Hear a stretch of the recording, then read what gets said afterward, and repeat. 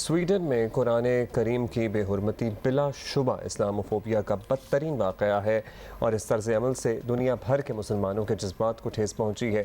مسلم دنیا یک زبان ہو کر سویڈن سے ملعون شخص کے خلاف کارروائی کا مطالبہ بھی کر رہی ہے۔ اسلاموفوبیا کے شکار افراد کو حق آزادی اظہار کی آڑ میں حد سے گزرنے کی اجازت نہیں دی جا سکتی اور آج یوم تقدیس قرآن پر پاکستان سے دنیا بھر کو یہی پیغام جائے گا۔ اچھا، یہ بھی بڑی عجیب بات لگتی ہے نا کہ ابھی تک کسی کو پتا نہ ہو کہ یہ بات بری ہے اور اس طرح یہ کرنی نہیں چاہیے، جان کے کرتے ہیں۔ اینی وے جی، اس پہ ذرا ہم مزید بات کریں گے۔ وفاقی وزیر مذہبی امور سینیٹر طلحہ محمود ہمارے ساتھ ہیں۔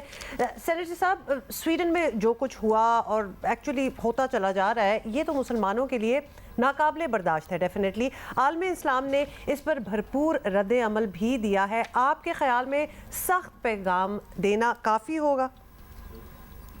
دیکھیے، یہ جو اس وقت سویڈن میں ہوا نا، یہ تو بالکل یہ تو مسلمانوں میں اشتعال دلانے کے لیے ایک منصوبہ بندی کے تحت یہ سلسلہ کیا گیا۔ اب اس وقت ہمارے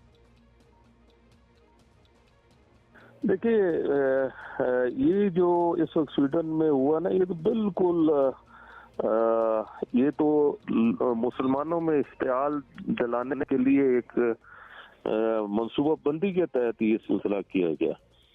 اب اس وقت ہماری تقریباً آبادی پوری دنیا میں 1.8 بلین سے بھی زیادہ تقریباً ہماری آبادی ہے، اور اتنی بڑی آبادی کے حوالے سے اتنا اس طریقے کے ساتھ یہ ایک مینجڈ پروگرام ہے جس طریقے کے ساتھ یہ کی گیا، یہ ایک اسلاموفوبیا کا جو ہے یہ جو کر رہے ہیں، یہ کوئی اچھا طریقہ نہیں ہے۔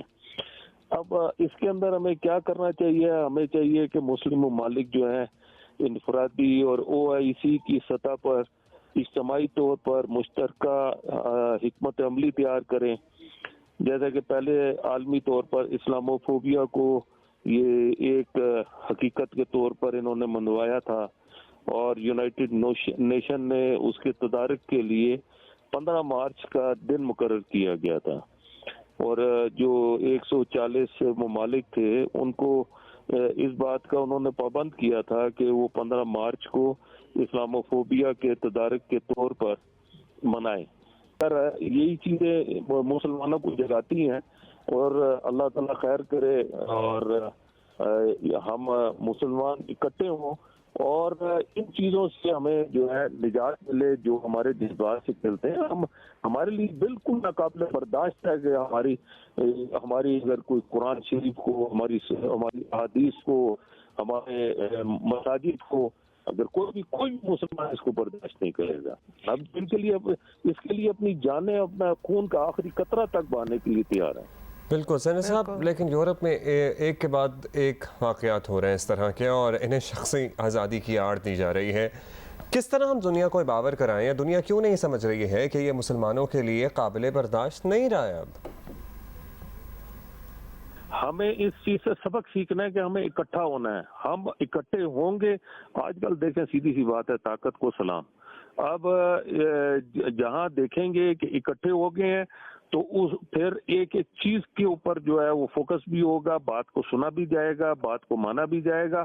لیکن ہم اس طرح جس طریقے کے ساتھ ہم علیحدہ علیحدہ ہو کے چھوٹی چھوٹی چیزوں پہ آپس میں ہمارے جو ڈسپیوٹس ہیں، آپس میں ہمارے جو معاملات ہیں، ہم ان میں ہی الجھے رہتے ہیں۔ ہمیں ان ساری چیزوں سے بالا تر ہو کے ہمیں ایک نقطے کے اوپر اکٹھا ہونا ہوگا کہ ہم سب مسلمان ہیں اور ہمارے جتنے بھی معاملات ہیں وہ مشترکہ ہیں، اور ہمیں مل جل کے آگے بڑھنے کی ضرورت ہے۔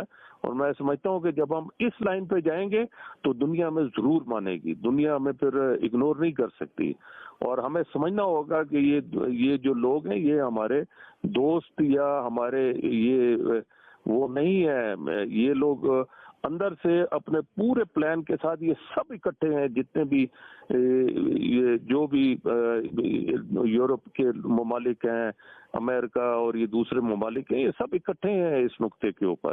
ان کو سب سے بڑا خطرہ مسلمانوں سے ہے۔ میں سمجھتا ہوں کہ ہمیں جو ہے ان چیزوں سے سبق سیکھنے کی ضرورت ہے۔ سینر صاحب، سویڈن واقعے پر رد عمل آ گیا، پیغام دے دیا گیا، لیکن اسلاموفوبیا کا مستقل علاج بھی تو ضروری ہے۔ اس سلسلے میں اسلامی ممالک کی بات کر لیں، علماء اور مسلمان ہم سب خود کیا کر سکتے ہیں؟ اس سلسلے میں پاکستان لیڈ کرے گا کہ تمام مسلم ممالک کوئی لاہ عمل بنائیں؟ اسلامی تعلیمات کو ہمیں اجاگر کرنے کی ضرورت ہے۔ ہمیں اپنے جو ہمارے سے منسلک کی جاتی ہیں کہ ہم جو ایکسٹریمسٹ ہیں، ایسا نہیں ہے۔ ہم تو محبت کا درس دیتے ہیں، ہم تو پیار کا پیغام دیتے ہیں، دوستی کا پیغام دیتے ہیں، ہم تو تشدد کے خلاف ہیں۔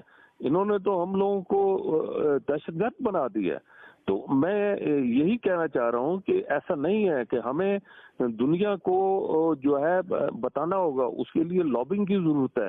جتنے بھی مسلمان ممالک کے جو سفارت خانے ہیں یا مختلف فورمز ہیں، ان سب فورمز کا جو ہے بھرپور طریقے سے استعمال ہونا چاہیے، اور میں سمجھتا ہوں کہ جیسے ہی ہم نے یہ تھوڑا سا بھی استعمال کیا تو ہمیں اس کے رزلٹ جو ہے فوری طور پہ نظر آئیں گے۔ بہت شکریہ آپ کا، تھینک یو سو مچ۔ وفاقی وزیر مذہبی امور سینیٹر طلحہ محمود ہمارے ساتھ موجود تھے۔